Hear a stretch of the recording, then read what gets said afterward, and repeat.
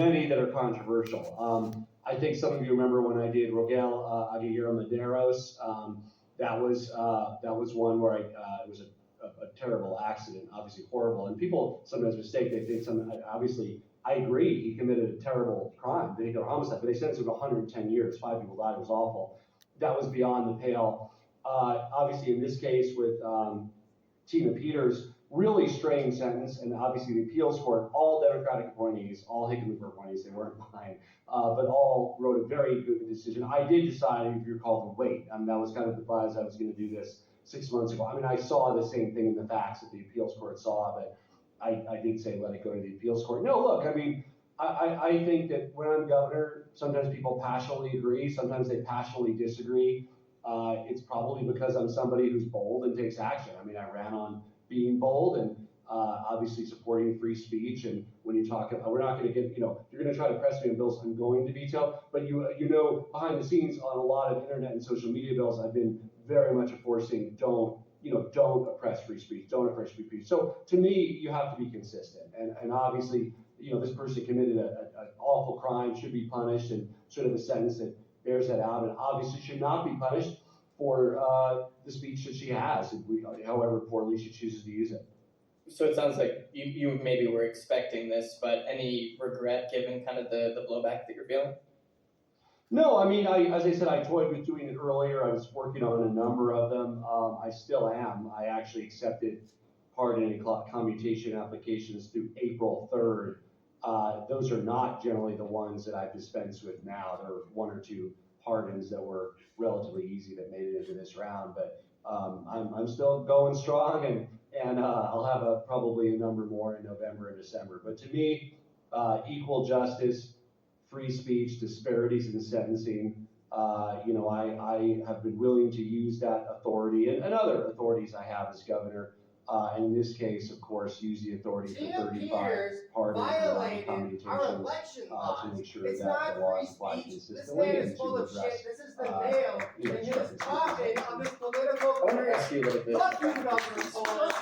This is the end of your career, Governor Polis. Of course he doesn't care about democracy, though. He vetoes every single workers' rights bill. Every single workers' rights bill he vetoes. Hate crimes that happen. He capitulates with ICE, with Palantir. Terrorism that are based He on capitulates with government ICE, with beliefs, Palantir. racism, and things like His that. legacy is what he Judges sent take into Colorado back consideration constantly what someone's in climate motivations action. In are. I climate wonder action, if, like, your my legacy is taking the connection Sunlight Law Project and capitulating with fascism.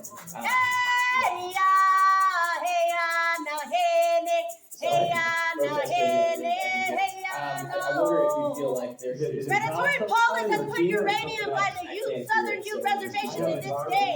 He has let Suncor kill my community with benzene, hydrogen cyanide, hydrogen sulfide. This is using gas chambers. We just had another one just last week. I was on city council. I've seen him put top appointed people who used to be top CEOs on city council. He has had electric interference. No wonder he supports Tina Peters. I have fought him, and he has vetoed almost every one of our air toxics.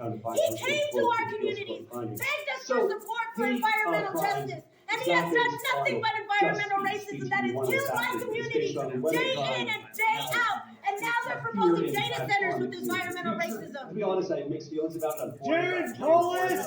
Jared Polis repeatedly appoints commissioners who approve fracking projects. Every single fracking project that comes across their desk. Jared Polis is pro-fracking. Jared Polis approved. Jared Polis's commissioners approve fracking projects designed to last decades. His commitment to ending fossil fuels and being 100% renewable energy by 2040 has always been bullshit. Jared Polis is a climate criminal.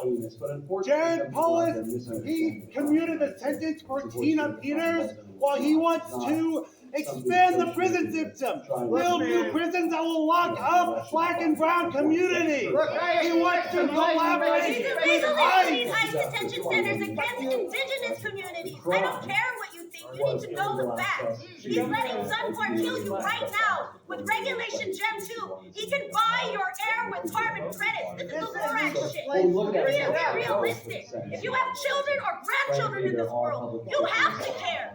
It's not about politics when it's humanity. When we're fighting for environmental equity, it shouldn't take this long. I didn't fight for corporation personhood over the 60 kindergartners against across the street at DuPont Elementary. Every one of those kids, before they can read, they can't even breathe. You have to care. Anyone that cares about humanity and Earth needs to care and impeach any predatory form of an elected official, and anyone that lets them go too. He supported RFK Jr. He tried to buddy up with Elon Musk. He told state employees to give over our information to ICE. He wants to help ICE lock up workers in this state. And he vowed to Trump to commute the sentence of Tina Peters. You have mega data centers right now in Aurora that is bigger than the 3 that they were putting in GES illegally. Every one of those has 12 to 13 turbines on it, air toxins, volatile box that kills people every day. They will have those going 24/7. We don't need this anymore. We're asking and telling you what has killed us already from indigenous communities. We know fully well he's put uranium illegally on the southern youth side of the youth south. Care about the people around you. Jared Polis only cares about ending fracking when it's in his backyard. He'll sue when it's in his backyard, but he will continuously reappoint commissioners like Jeff Robbins, Mike Cross, and he will continuously reappoint commissioners who approve projects like Sunlight Long. Sunlight Long is a half a mile from the Aurora Reservoir. Aurora's the most important water source. You can't have these goals and then capitulate the fascism. That doesn't make any sense. You can't be predatory in our community and call yourself an environmental justice champion. He's done everything to prove environmental racism. I've been on every board and commission. You required me to fight on your governor. If we're up here having to talk to you, it's gotten real quick. Another data center will add 20 billion in healthcare costs. Your healthcare costs in the state alone. He brokered a backroom deal to block all legislation targeting fossil fuel companies through 2028. What the fuck? It's bullshit. 1338, which is finally addressing environmental health equity. It was supposed to be cumulative impacts. All they turned it in was a measurement of what is killing us and no enforceable protection to stop us now. This is your air and water. There are 6 different forms of PFAS in South Platte alone. That is all of our agricultural water and Eastern region's water. This isn't just us anymore. This is everyone. What they talked about yesterday was something like he only cares about fair prison sentences when it helps his political agenda. When it's an ally of Donald Trump, he just wants to capitulate to Donald Trump to help himself. He's a 300 millionaire. What the fuck is he doing leading our state? To privatize your schools and now flop cameras. Even if you stop it in Denver, there's 138 in Commerce City, Southern Commerce City alone. 111 more proposed just in the northern part of the city. We don't even have a population that big. They're building a $90 million police unit right there and 3 more in Windsor for ICE detention centers. We don't even have that large of a Latino population here in Colorado. So who do you think they're gonna lock up? People like me that are literally indigenous here. Lawmakers, was that intentional? Well, people that were watching me on this, I think what Impeach him now! Impeach him now! Impeach him now! Impeach him now! Impeach him now! Impeach him now! Impeach him now! Impeach him now! Impeach him now! Impeach him now! Impeach him now! Impeach him now! Impeach him now! Impeach him now! Impeach him now! Jared Polis is the reason that voters don't trust the Democratic Party. And he does shit like this. He capitulates to Donald Trump when it's in his interest. He doesn't fight. He doesn't stand up and fight for Colorado communities. We're in a historic drought. He wants fracking projects to steal our water and make this crisis worse. And data centers to steal the rest. Yeah. Okay. And then a final question on this. To Yeah, our state. should we take It was this up as to a us sign as that you're done with constituents to politics? get them Is this, out. the end of your political career? He's I mean, obviously regularly you had to called know the that worst this was, Democrat. How no does that less make you than feel about your governor, this was, Colorado? He's come to Democrats every up and single down one the of our ballot in the state communities of from Oregon. I wouldn't go that Farmville far to the because east I side think to this will say he would be finally help remember us. bond. He has done nothing but gentrified our communities and left us with environmental racism to our communities past to vote those spaces now. That is redlining. Obviously, I don't, have no. Money is deciding your middle ground. Don't let it. Certainly this, like everything. Care about the if you next want 7 to manufacture, I'm a generations. bold It's person, not and just do my things that children, I but think are yours right. too. And that's why people put me here. They No want me to do justice, things that no I think are peace. right. I'll No do it. Justice, no peace. No justice, no peace. No justice, no peace. No justice, no peace. No justice, no peace. No justice, no peace. No justice, no peace. No justice, no peace. No justice, no peace. No justice, no peace. No justice, no peace. No justice, no peace. No justice, no peace. No justice, no peace. No justice, no peace. No justice, no peace. No justice, no peace. No justice, no peace. No justice, no peace. No justice. So Jared Polis is too scared to show up and talk to you today because he knows that the community and the residents of Colorado don't have his back. He is on the way out and he needs to step the fuck down right now. And before he does, he could fire every single one of his ECMC commissioners who voted yes on the fracking project since he took office. We cannot. If Jared Polis, he he signed a law which says that the ECMC has to protect public health, safety, and welfare. And it's a joke. They're doing the exact opposite. What the fuck? Do you hear that? They think that we're talking to them, and we're talking to you. We're talking to you about what they're doing. If Jared Polis can't face you, then he should not be governor. If he's predatory to One of the anyone's biggest community, he's bigger predatory to affordable all. housing pushes this session failed. There were 2 bills on lots that were rejected. Fuck Jared Polis! Fuck Jared Polis! Fuck Jared Polis! Fuck Jared Polis! Fuck Jared Polis! Fuck Jared Polis! Fuck Jared Polis! Fuck Jared Polis! Fuck Jared Polis! Fuck Jared Polis! Fuck Jared Polis! Fuck Jared Polis! Fuck Jared Polis! Fuck Jared Polis! Fuck Jared Polis! Fuck Jared Polis! Fuck Jared Polis! Fuck Jared Polis! Fuck Jared Polis! We have Fuck Jared passed an Polis! EJ Act. We finally established environmental racism was disproportionately impacted. Instead, he has used that definition to allow sacrifice zones in and around every single one of those communities, including Windsor. And the most Crack County, well, if you're thinking that invented oil and gas and anyone that pays him, he is. We can even prove the elected officials down to men and fruit now that he has put in all of those spaces. Is how do you allow Isn't a those lie, to be they all have subdivided and track sold? records So right with now it. you can create one for rent, and we all love housing for rent, people need a roof over their head, but ownership builds equity, it builds wealth. And so even better, if we can translate accessory dwelling units that are allowed to be built in our major metro areas into those $200,000 or $300,000 starter homes that otherwise just don't exist in Denver or in Boulder or in Fort Collins, and how a family can afford to actually build equity and wealth for mortgage payments rather than sending a rent payment and not getting the One thing that's been consistent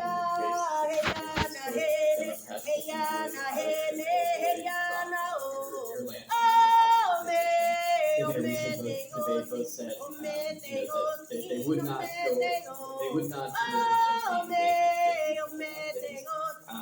what's your advice to them maybe on why are you doing this if you have so much pushback, and what's your advice? Well, first of all, I would say they don't continue to say but what